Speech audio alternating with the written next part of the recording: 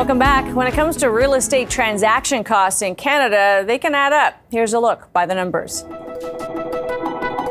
Before you get a mortgage, you may need to find a property appraiser. That can run anywhere from $350 to $800 in upfront costs. A home inspection will set you back $500 or more, depending on the size and complexity of the building.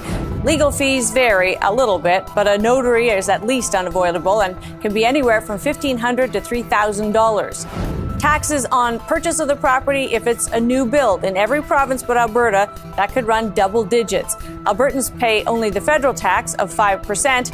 Elsewhere, it's the combined federal provincial tax, ranging from 12% in BC, 13% in Ontario, and 15% in New Brunswick.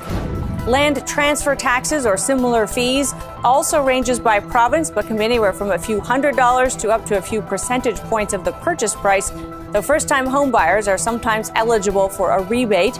Likely the biggest cost after the home itself is the commission paid to the real estate agent.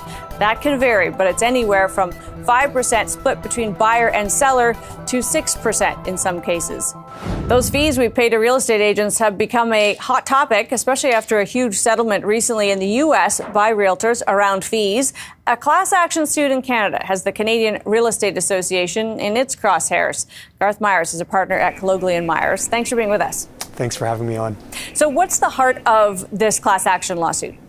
The heart of this class action lawsuit is it's about commissions. It's about the commission that the seller pays upon the sale of the house. So when you're selling a house in Toronto or quite frankly across Canada, the way that you ordinarily list your house is through an MLS, a multiple listing system. Mm-hmm. And that allows buyer brokers to identify your house for sale and to show it to their clients.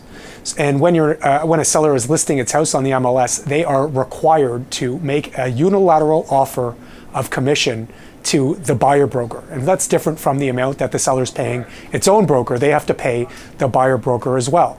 And in 99.9% of the cases, the offer that the seller is making to the buyer brokerage is 2.5%. And so the question is, why are they offering 2.5% in virtually every single sale, especially when housing prices have gone up astronomically over the past 10 years? Well, the answer is because when you're selling your house, of course, it's usually your biggest asset for most people. Mm-hmm. You want to get as many offers as possible. You want to get as much money for the house as possible. And so you put an offer of commission to the buyer brokerage that's going to encourage buyer brokerages to show your house to their clients. And there's this concept in residential real estate called steering, where if you offer an amount that's lower than the standard, fewer buyer brokerages will show your house to their clients. And so you put the standard 2.5% in there, and you get as many bids as you can for your house. And so these rules that require the seller to do that, we say they're anti-competitive and they increase the cost of buyer brokerage commissions to sellers. So bottom line, if you're successful in this lawsuit, presumably people who have bought and sold over time get some money back. But what would change? What going forward, what would be adjusted in your view? We hope to eliminate these rules requiring the seller to make an offer of commission to the buyer brokerage. Mm-hmm. And I think if those rules are eliminated, over time, you'll see a reduction in the amount of buyer brokerage commissions and the percentage that's being paid to buyer brokers, reflecting the actual work they do instead of a number that's there to attract potential agents to show their house to their clients. Is it fair to say that U.S. settlement, which was a dispute that went on a long time, but it has finally been settled, kind of opens the door for changes in this market? I think so. In the context of litigation, we tend to see cases in the States move a fair bit quicker than in Canada. And one thing the American settlement does is, what the National Association of Realtors has agreed to there is to walk away from this rule requiring sellers to pay the buyer brokerage commission. And so I think what that does is, to the extent that the Canadian Real Estate Association was trying to rely on an argument that these rules are so important to the proper functioning of the system, the fact that their U.S. counterpart has walked away from these rules shows that defense doesn't exist anymore, that the system can operate perfectly well without these rules.